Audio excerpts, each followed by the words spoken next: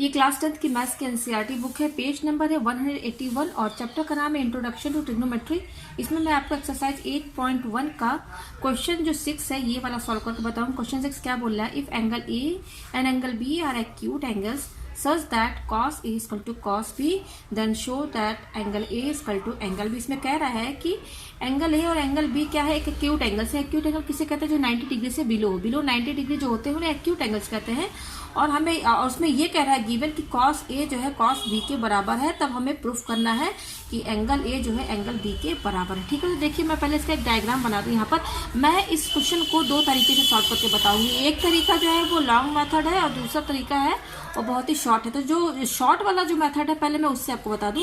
यहाँ पे क्या बोल रहा है, एंगल ए और एंगल बी क्या है, एक एक्यूट एंगल से। सबसे पहले हम यहाँ पर, क्योंकि देखिए यहाँ पर कॉस ए कॉस बी आ रहा है, यानी कि एंगल ए एंगल बी कोई ट्रायंगल होगा, उसमें ये एंगल ए और एंगल बी होगा। तो सबसे पहले हमें, और ये कॉस ए यहाँ कॉस बी ये भी बता रहा है कि ट्रिग्नोमेट्री का क्वेश्चन है, तो ट्रिग्नोमेट्री में जितने भी ट्रायंगल यूज हुए हैं वो सब क्या है, राइट एंगल ट्रायंगल है। तो सबसे पहले हम राइट एंगल ट्रायंगल बना लेते हैं। मैं ये जो मेथड बताऊंगी ये शॉर्ट मेथड है। ठीक है, तो ये देखिए ये मैंने राइट एंगल ट्रायंगल बनाया है। ठीक है, ये 90 डिग्री हो गया। ठीक है, अब कह रहा है एंगल ए और एंगल बी एक्यूट एंगल से, तो ये तो 90 डिग्री है, तो बचा ये और ये एंगल, तो यही दोनों जो है एक्यूट एंगल है। तो इसको मैं ए बोल देती हूँ और इसको मैं बी बोल देती हूँ। ठीक है, अब और ये बचा हमारा यहाँ पर, इसको मैं नाम दे देती हूँ क्यू। ठीक है, ये मैंने क्यू नाम दे दिया। अब देखिए मैं यहाँ पर गिवन क्या लिखूंगी, A B Q is a triangle. ठीक है, is a triangle, A B Q is triangle and angle A and angle B are acute angles. Acute angle क्या होता है, जो 90 से कम होते हैं, एक्यूट एंगल्स। और क्या बोल रहा है, गिवन क्या है, देखिए गिवन ये है, गिवन क्या बोल रहा है, तो जो गिवन मतलब जो क्वेश्चन में कह दिया है वो क्या कह रहा है, cos A equal to cos B, ये है, ये गिवन है। ठीक है, और हमें प्रूफ क्या करना है, हमें जो प्रूफ करना है मैं यहाँ पर लिख देती हूँ, to proof angle A equal to angle B, यानी कि ये एंगल जो है बराबर है, हमें ये प्रूफ करके दिखाना है। ठीक है, तो ये हो गया हमारा। ठीक है, चलिए ये मैंने यहाँ पे सब लिख दिया जो चीज डायग्राम में बोला गया है कि एक ट्रायंगल है, और यहाँ राइट एंगल किस पर है, राइट एंगल एट क्यू। ठीक है, क्यू पर 90 डिग्री बनना है। अब देखिए जो गिवन बोला है ना, cos A equal to cos B, उस पर ध्यान देते हैं। ये गिवन है cos A equal to cos B, यहाँ मैं ब्रैकेट में गिवन लिख देती हूँ। ठीक है, अब देखिए cos A, तो cos A क्या होता है, cos क्या होता है, बेस अपॉन हाइपोटेनस। यहाँ पर मैं लिख देती हूँ cos जो होता है वो क्या होता है, बेस अपॉन हाइपोटेनस। बी मतलब बेस और h मतलब हाइपोटेनस। तो देखिए ये एंगल ए बोल रहा है, तो ये है एंगल, यहाँ से देखना है। तो यहाँ से देखने के लिए आप इसको ऐसे कर लीजिए, तो यहाँ से cos ए देखेंगे, तो cos ए यहाँ से आप देखेंगे तो ये बेस होगा, ये बेस होगा, तो ये परपेंडिकुलर होगा, और ये लॉन्ग साइड जो होता है, सबसे लॉन्गेस्ट साइड जो होता है ट्रायंगल में, वो हाइपोटेनस होता है। तो यहाँ से एंगल ए बोल रहा है ना, cos ए, ये देखिए, तो cos ए क्या होता है, बेस ये हो गया, और हाइपोटेनस क्या हो गया, बी क्यू हो गया। तो यहाँ पर हम उसका फॉर्मूला लिखते हैं, cos ए किसके बराबर होगा, Q A upon B Q, यही होगा। तो मैं यहाँ पर लिख देती हूँ। ठीक है, तो ये हो जाएगा ए क्यू, बेस ये है, और हाइपोटेनस क्या है, A B, base upon hypotenuse, ये होता है कॉस का फॉर्मूला। यहाँ देखिए मैंने लिख दिया बेस अपॉन हाइपोटेनस, तो बेस हो गया क्यू ए क्यू, और हाइपोटेनस क्या हो गया, ए बी, यहाँ पर मैंने लिख दिया। ठीक है, ये कॉस ए की है, कॉस ए किसके बराबर है, इसकी base upon hypotenuse is equal to, अब कॉस बी, देखिए ये कॉस एंगल ए से लेना था मैं यहाँ से, अब ये बोल रहा कॉस बी, तो यहाँ एंगल बी ये है, देखिए। तो यहाँ से जब आप लेंगे तो यहाँ पर बेस हाइपोटेनस, जो बेस और परपेंडिकुलर है ना, वो चेंज हो जाएगा। तो देखिए अब यहाँ से जब कॉस बी लेंगे तो इस केस में ये बेस होगा बी क्यू, और हाइपोटेनस क्या होगा, ए बी होगा। तो देखिए यहाँ पर जो बेस है हमारा क्या है, बी क्यू है, और हाइपोटेनस जो है ए बी। ठीक है, जब एंगल चेंज होता है ना तो सिर्फ दो ही चीज चेंज होती है, या तो बेस हाइपोटेनस बेस परपेंडिकुलर बन जाएगा, या परपेंडिकुलर बेस बन जाएगा, लेकिन हाइपोटेनस हमेशा जो है वो सब में सेम रहेगा, क्योंकि लॉन्गेस्ट साइड जो होता है ट्रायंगल में वो हमेशा क्या होता है, हाइपोटेनस होता है। तो देखिए मैंने cos ए जो है इसके बराबर मैंने लिख दिया, cos बी इसके बराबर मैंने लिख दिया। अब हम क्या करेंगे, क्रॉस मल्टीप्लीकेशन। तो देखिए क्रॉस मल्टीप्लीकेशन करेंगे तो ए क्यू, और ये किसके बराबर हो, ए क्यू, इसको बी से ए बी से इंटू कर देंगे, ए से इंटू, क्रॉस मल्टीप्लीकेशन क्या है, ये इससे इंटू हो जाएगा, फिर ये इक्वल टू, फिर ए बी जो है इससे इंटू हो जाएगा, A B into B Q, ये हो गया। ठीक है, अब देखिए यहाँ पर क्या करना है, ये ए क्यू यहीं पे रहने दीजिए, और ये बी क्यू जो है ना इधर साइड वाला, इसको इधर लेकर आएंगे, तो यहाँ इंटू में है, इधर साइड आएगा तो क्या हो जाएगा, डिवाइड में हो जाएगा, ये हो गया डिवाइड में, फिर ये इक्वल टू, ये हम इसको इधर लेकर आए हैं, तो यहाँ क्या बच रहा है, ये ए बी बच रहा है, अपॉन ये जो ए बी है ना, इसको हम इधर साइड लेकर आएंगे, इधर साइड, तो ये भी इंटू में इधर इसके नीचे आ जाएगा डिवाइड में, ये आ गया। अच्छा, ये कैंसिल होके क्या हो जाएगा, 1 के बराबर आ जाएगा, आ गया ना 1 के बराबर। तो A Q upon B Q क्या आ रहा है, किसके बराबर, 1 के बराबर आ रहा है। अब इस 1 को हम 1 अपॉन 1 भी लिख सकते हैं, कोई फर्क तो पड़ेगा नहीं। अगेन हम क्रॉस मल्टीप्लीकेशन करेंगे, तो ए क्यू को जब 1 से इंटू करेंगे तो क्या हो जाएगा, ए क्यू को 1 से इंटू करेंगे तो ए क्यू रहेगा, और बी क्यू को 1 से इंटू करेंगे तो बी क्यू रहेगा। अब ये हमारे पास यहाँ आ गया। अब इससे समझिए ये क्या कह रहा है, ए क्यू जो है बी क्यू के बराबर। ए क्यू क्या है, देखिए ये है, ये कह रहा है ये जो दोनों है ना ये इक्वल है, यानी कि ए क्यू ये है और क्या बोल रहा है बी क्यू क्या है, ये है। तो ये दोनों इक्वल है, यानी कि इस ट्रायंगल में ये जो साइड है इसकी लेंथ इस लेंथ के बराबर है। यहाँ पर देख सकते हैं ये दोनों, इसको ऐसे समझ लीजिए, ये देखिए ये साइड और ये साइड इक्वल हो गया, ठीक है। यहाँ पे मैंने आपको प्रूफ करके दिखा दिया, देखिए A Q equal to B Q. तो देखिए आपने क्लास 9th में पढ़ा होगा, आपको ध्यान होगा कि पहला थ्योरम क्या कहता है, अगर जिस ट्रायंगल में जिसके 2 साइड इक्वल होते हैं वो एक आइसोसेलेस ट्रायंगल होता है, तो 2 साइड इक्वल हो गया। अच्छा, एक और थ्योरम है क्लास 9th में आपने पढ़ा होगा, ध्यान दीजिएगा कि अगर जिसका 2 साइड इक्वल होता है, ठीक है, तो फिर क्या होता है, जो अपोजिट एंगल होते हैं ना वो भी इक्वल हो जाते हैं। यानी कि यहाँ पे थ्योरम कौन सा लगेगा, यहाँ पर हमारा क्या है, A Q equal to B Q. तो थ्योरम क्या कहती है, angle opposite to equal side of an isosceles triangle are equal. अगर जिसके 2 साइड इक्वल होंगे तो उसके अपोजिट एंगल्स भी इक्वल हो जाएंगे, ठीक है। तो यहाँ पर आप देख सकते हैं ये 2 साइड इक्वल है, तो फिर ये एंगल और ये एंगल भी हमारा इक्वल हो जाएगा। तो यहाँ पर एंगल बी जो है वो किसके बराबर हो जाएगा, एंगल ए के बराबर हो जाएगा। तो ये हमारा प्रूव्ड हो गया, ठीक है।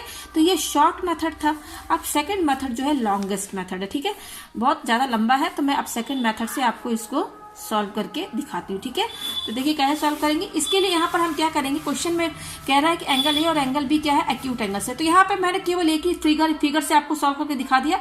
अब मैं इस केस में जो सेकंड मेथड है, जो लॉन्गेस्ट मेथड है, उसमें मैं 2 ट्रायंगल लेके चलूंगी और दोनों ट्रायंगल को मैं सिमिलर प्रूफ करके ये चीज आपको प्रूफ करके दिखाऊंगी। तो देखिए यहाँ 2 ट्रायंगल क्या लेंगे, यहाँ पे देखिए मैं 2 ट्रायंगल ले लेती हूँ, क्योंकि ये ट्रिग्नोमेट्री का क्वेश्चन है तो इसलिए ध्यान दीजिएगा वो दोनों ट्रायंगल 90 डिग्री के होंगे। तो हमने यहाँ पे ये 2 ट्रायंगल लिए। अब इस ट्रायंगल में मैं एक एंगल ए लूंगी और इस ट्रायंगल में मैं एंगल बी लूंगी। तो जो क्या बोला, एंगल ए और एंगल बी बोला ना एक्यूट एंगल, तो इस ट्रायंगल में मैं ये एंगल ए लेती हूँ, ये हो गया, और दूसरा क्या हो गया, ये बी हो गया, ठीक है। तो ये दोनों एक्यूट एंगल है, ये तो एक्यूट एंगल है ही है, और ये 90 डिग्री यहाँ पे बनना है, ठीक है, ये 90 डिग्री यहाँ पे बनना है। तो क्वेश्चन के हिसाब से एंगल ए और एंगल बी मैंने देखिए यहाँ पे दिखा दिया। यहाँ पे मैं 2 डायग्राम लेकर आपको सॉल्व करके दिखाऊंगी। तो ये ए हो गया, बी हो गया, बाकी ये जो 2 है इसका नाम दे दीजिए। ये ए है तो यहाँ पर आप पी दे दीजिए, क्यू दे दीजिए। यहाँ बी है तो यहाँ पर आप इसको एम एन दे दीजिए, ठीक है। तो ये हो गया। अब देखिए अब इसको गिवन में लिखिए आप, गिवन क्या है, यहाँ पे मैंने 2 ट्रायंगल लिया है तो लिखिए है given A P Q and A P Q and B M N are 2 right, क्योंकि राइट एंगल ट्रायंगल है, देख सकते हैं 90 बन रहा है, right angle triangles at angle Q, ठीक है। इस वाले ट्रायंगल में किसमें बनना है, Q पर बनना है राइट एंगल, एंड इस वाले ट्रायंगल में किसे बनना है, एंगल N पर। ये लिख दिया मैंने यहाँ पर, ठीक है। और क्या बोल रहा है, angle A and angle B are, ये एंगल और एंगल बी क्या है, आर एक्यूट एंगल्स, ठीक है। ये तो एक्यूट एंगल है ही है, ठीक है, एक्यूट एंगल्स, ठीक है। अच्छा, और क्या बोल रहा है गिवन, देखिए गिवन क्या बोला था, cos A equal to cos B. तो यहाँ पे लिख दीजिए आप, ये क्या है, गिवन है, cos A equal to cos B, ये हो गया गिवन है। और हमें प्रूफ क्या करना है, टू प्रूफ हमें यहाँ प्रूफ करना है कि एंगल ए जो है एंगल बी के बराबर, मतलब कि ये एंगल इक्वल है, ये हमें प्रूफ करके दिखाना। तो यहाँ मैं बता दूं आपको कैसे प्रूफ होगा। 2 ट्रायंगल ले रहे ना, मैं इन दोनों को सिमिलर प्रूफ कर दूंगी, किससे, बाय एस, ठीक है। यहाँ पे सिमिलर प्रूफ जो करते हैं तो क्या करते हैं, साइड का रेशियो, करस्पॉन्डिंग साइड का रेशियो इक्वल करते हैं, ठीक है। और कंकरेंट में क्या करते थे, केवल साइड इक्वल करते थे। यहाँ पर लेकिन हमें साइड का रेशियो इक्वल करना है दोनों ट्रायंगल्स का। जब दोनों ट्रायंगल्स का तीनों साइड का करस्पॉन्डिंग रेशियो इक्वल हो जाएगा तो ये सिमिलर हो जाएगा बाय एस रूल। तब जब सिमिलर हो जाएगा करस्पॉन्डिंग, ये ट्रायंगल्स दोनों सिमिलर हो जाएंगे तो करस्पॉन्डिंग एंगल्स भी इक्वल हो जाएंगे। तो अब हम यहाँ पर देखिए इसको कैसे प्रूफ करेंगे। मैं इस डायग्राम को फिर से यहाँ पे बना देती हूँ। बहुत इजी क्वेश्चन है और थोड़ा सा भी अगर आप ध्यान देंगे तो ये आप इजीली सॉल्व कर सकते हैं। ठीक है, ये एंगल ए है और ये एंगल बी है। यहाँ पर मैंने इसको क्या माना था, पी क्यू और एम है। ठीक है, ये रहा पी और ये रहा क्यू और ये रहा एम और ये रहा एन और ये 90 डिग्री यहाँ पे बना हुआ। ठीक है, ये 90 डिग्री क्या बोल रहा है, गिवन क्या है, कॉस ए जो है वो कॉस बी के बराबर है, ये तो गिवन है। तो देखिए कॉस ए क्या होता है, कॉस ए क्या होता है, कॉस होता है बेस अपॉन हाइपोटेनस। तो यहाँ पर देखिए कॉस ए, इस वाले ट्रायंगल में हम यहाँ से कॉस ए लेंगे इस एंगल से, तो कॉस ए के हिसाब से ये बेस है और हाइपोटेनस क्या है, ए पी। तो कॉस ए क्या हो जाएगा, यहाँ से देखिए बेस ये है ए क्यू, ये फॉर्मूला लगा रहे बेस अपॉन और ये हाइपोटेनस क्या है, ए पी। ये हो गया इक्वल टू, यहाँ पर भी देखिए कॉस बी बोला, कॉस बी इस वाले ट्रायंगल में लेंगे क्योंकि एंगल यहाँ बनना है, इस ट्रायंगल में बी यहाँ बनना है, एंगल बी यहाँ है। तो कॉस बी क्या हो गया, यहाँ पर ये बेस है बी एन और हाइपोटेनस क्या है, एम बी। ये हो गया, ये एम बी हो गया हाइपोटेनस। अब देखिए क्या करेंगे, क्रॉस मल्टीप्लीकेशन करेंगे। तो क्रॉस मल्टीप्लीकेशन करेंगे तो A Q into M B, इससे इंटू हो जाएगा M B equal to A P जो है किससे इंटू हो जाएगा, बी एन से। ठीक है, A P into B N. अब देखिए यहाँ पे सेट क्या करना, आप यहाँ ध्यान दीजिएगा, ए क्यू और बी एन। ये देखिए ये ए क्यू है ना, इसको यहीं पे रहने दीजिए आप। ये बी एन जो है ना, ये बी एन को इधर लेकर आ जाइए, ये वाला बी एन। तो यहाँ क्या हो जाएगा, इसके साथ डिवाइड में आ जाएगा, हो गया इक्वल टू, ये ए पी यहीं पे रहेगा, ये एम बी जो है इधर लेकर आ जाइए। तो आखिर मैंने ऐसा किया क्यों, वजह क्या है, क्योंकि मुझे साइड करस्पॉन्डिंग साइड का जो रेशियो वो इक्वल करना। तो देखिए यहाँ पर इसको सेट करने से हमें क्या मिल रहा है, ये देखिए ये इस ए क्यू के करस्पॉन्डिंग क्या है, बी एन है, आ गया ना, इस ट्रायंगल इस साइड के करस्पॉन्डिंग बी एन है। देखिए तो A Q upon B N. Similar में क्या प्रूफ करते हैं, दोनों करस्पॉन्डिंग साइड का रेशियो लेते हैं। देखिए इसके करस्पॉन्डिंग क्या है, बी एन है, तो A Q upon B N आ गया इक्वल टू। अब देखिए ए पी है, तो ए पी यहाँ पर क्या है, ये है, इसके करस्पॉन्डिंग क्या है, एम बी है। तो यहाँ पे देखिए ए पी और ये एम बी करस्पॉन्डिंग साइड आ गया ना, यहाँ पर इसको बस सेट तो कर ही सकते हैं हम, तो सेट कर दिए। तो आप यहाँ देख सकते हैं इन दोनों ट्रायंगल में इसके करस्पॉन्डिंग ये है इसका, और ये किसके इक्वल है, इसके मतलब कि ये और ये बेस के साथ और हाइपोटेनस के साथ इक्वल हो गया है। बच रहा है पी क्यू और एम एन। क्योंकि देखिए हमें यहाँ पर कैसे सिमिलर प्रूफ करना है, यहाँ पे देखिए, ये देखिए यहाँ पर सिमिलर कैसे प्रूफ करेंगे, A Q upon B N equal to और A P upon M B, ये हो गया। ठीक है, और क्या और पी क्यू करस्पॉन्डिंग क्या होगा, एम एन। सिमिलर जो प्रूफ करते हैं तो ऐसे ही लेते हैं ना, साइड का बेस के साथ। तो A Q upon B N equal to hypotenuse का है ए पी और इसका हाइपोटेनस एम बी है इक्वल टू, फिर क्या है परपेंडिकुलर इसका P Q upon M N. तो हमको ये प्रूफ करके दिखाना है। ये अगर हमने ये इक्वल प्रूफ कर दिया तो ये हमारा सिमिलर हो जाएगा दोनों ट्रायंगल। तो देखिए यहाँ से ये जो cos A equal to cos B, उससे हमको ये मिल गया। अब देखिए A Q upon B N ये मिला है और A P upon M B ये मिल गया है, ये दो चीज इक्वल मिल गया है। ये एक तीसरा है ना, ये हम अगर इक्वल करके दिखा दे इन दोनों के बराबर तो फिर ये हमारा सिमिलर हो गया। तो अब इस पर हमें ध्यान देना है, इस पर कि ये कैसे आएगा। ठीक है, ये दोनों तो इक्वल हो गए यहाँ पर, इसको हमें इसको दिखाना है ये। तब देखिए क्या करेंगे, ये जो मेरा आया है सेट करने पर, इसको मैं लेट मान लेती हूँ। क्योंकि देखिए A Q upon B N equal to A P upon M B, ये एक वैल्यू ही तो देगा ना भाई, इसका तो कुछ लेंथ होगा ना, इसका भी कुछ लेंथ होगा, इसका भी कुछ लेंथ होगा, 2 होगा या 4 होगा, ये 2/4 होगा। मान लेते हैं ये 2 है ये 4 है, तो 2/4 1/2, तो ये भी उतना ही होगा। तो कोई वैल्यू होगी, अब क्या वैल्यू होगी नहीं मालूम, लेकिन दोनों की वैल्यू बराबर है, तो उसको हम लेट के मान लेते हैं। कुछ तो वैल्यू होगी ना, तो के मान लेते हैं हम। ठीक है, कोई नंबर है हमारा, के मान लिया, लेट मान लिया। ठीक है, अब देखिए क्या करना है आपको, ये यहाँ पर इसको मैंने के मान लिया। अब देखिए क्या करना है आपको, इसमें देखिए ये एक राइट एंगल ट्रायंगल है, तो यहाँ पर पाइथागोरस थ्योरम लगा सकते हैं, पाइथागोरस थ्योरम लगा सकते हैं ना, क्योंकि ये राइट एंगल ट्रायंगल है। तो पाइथागोरस थ्योरम क्या कहता है, हाइपोटेनस का स्क्वायर जो होता है बेस के स्क्वायर प्लस परपेंडिकुलर स्क्वायर के बराबर होता है। तो यहाँ हाइपोटेनस क्या है, A P square equal to, ये क्या है, base square A Q square plus, अब परपेंडिकुलर का है पी क्यू स्क्वायर, ये आ गया हमारे पास। ठीक है, देखिए हमें इस पर ध्यान देना है, क्योंकि ये दोनों तो हमारा आ गया है। ये देखिए P Q upon M L लाना, देखिए यहाँ पर ये पी क्यू स्क्वायर है ना, ये देखिए यहाँ से ध्यान दीजिएगा, पी क्यू है ना, यहाँ पर आ रहा है पी क्यू, तो इसको यहीं पे रहने दीजिए, इसको इधर लेकर आ जाइए। ए पी स्क्वायर ये पॉजिटिव है, इधर आएगा तो क्या हो जाएगा, ए क्यू स्क्वायर, और ये क्या हो जाएगा, पी क्यू स्क्वायर ही रहेगा। अब क्या करेंगे, स्क्वायर हटाएंगे तो इधर अंडर रूट लग जाएगा, तो A P square minus A Q square, ये अंडर रूट लग जाएगा ना भाई। जब हम केवल पी क्यू की वैल्यू चाहिए, पी क्यू स्क्वायर है, पी क्यू चाहिए, तो ये स्क्वायर इधर आएगा तो क्या हो जाएगा, अंडर रूट हो जाएगा। तो यहाँ से हम पी क्यू निकालें, क्यों, क्योंकि हमको ये निकालना है P Q upon M N, क्योंकि ये दो चीज निकल गया, इसलिए हम यहाँ से पी क्यू निकाले हैं ये। ठीक है, ये पी क्यू आ गया, इसको यहाँ फर्स्ट इक्वेशन मान लीजिए। उसी तरह से ये भी एक राइट एंगल ट्रायंगल है, तो यहाँ पर भी हाइपोटेनस थ्योरम लगेगा ना, हाइपोटेनस थ्योरम, अरे पाइथागोरस थ्योरम। तो देखिए यहाँ पर हाइपोटेनस का square equal to base square plus perpendicular square, तो हाइपोटेनस क्या है, एम बी स्क्वायर। तो मैं यहाँ लिख देती हूँ M B square equal to base क्या है बी एन स्क्वायर, तो मैं यहाँ पे ले देती हूँ B N square plus perpendicular क्या है एम एन स्क्वायर। ये पाइथागोरस थ्योरम लगाए हम, ये आ गया। तो अब देखिए यहाँ पे एक पहले मैंने पी क्यू निकाला यहाँ से, ये देखिए अब यहाँ पर क्या एम एन है ना, तो यहाँ से ये देखिए ये चीज़ इसको यहीं पे रहने दीजिए और ये इसको इधर लेकर आ जाइए। तो एम बी स्क्वायर माइनस ये क्या है B N square equal to ये एम एन स्क्वायर ऐसे ही रहेगा। अब क्योंकि हमें केवल एम एन चाहिए तो ये स्क्वायर इधर आ जाएगा, तो क्या हो जाएगा M B square minus B N square under root लग जाएगा ना, तो यहाँ पर क्या बचेगा एम एन। तो देखिए ये सेकंड हो गया। देखिए पी क्यू भी आ गया यहाँ से, ये पी क्यू आया ना अपॉन ये क्या एम एन, आप देख सकते हैं एम एन, यहाँ से एम एन भी आ गया। तो क्या है P Q upon M N है, ये P Q upon M N है। तो ये जो पी क्यू और एम एन आया है इन दोनों को हम डिवाइड कर देंगे, ठीक है। तो divide first by two, divide equation first by two. तो फर्स्ट क्या है हमारा ये पी क्यू है, डिवाइड करेंगे तो इसको इससे डिवाइड करेंगे, इसको इससे डिवाइड करेंगे, तो ये क्या है हमारा ए पी स्क्वायर। तो यहाँ मैं लिख देती हूँ A P square minus A Q square upon under root M B square minus B N square equal to P Q upon M N. क्योंकि हमें ये लाना है P Q upon M N, इसको इसके बराबर करना है। देखिए ये दोनों जो है के बराबर है, ये जो दो टर्म है ये और ये दो टर्म किसको मैंने के बराबर माना है। अब हम यहाँ से हम P Q upon M N, ये देखिए P Q upon M N मैंने कहाँ से लाया, ये जो पी क्यू की वैल्यू आई है एम एन आया, इसको मैंने डिवाइड कर दिया इन दोनों इक्वेशन को। तो अगर मैं इसको सॉल्व करके ये P Q upon M N को भी के बराबर कर दूं, तो के बराबर जब हो जाएगा तो ये तीनों इक्वल हो जाएगा। तो देखिए ये के बराबर कैसे आएगा, यहाँ ध्यान दीजिएगा।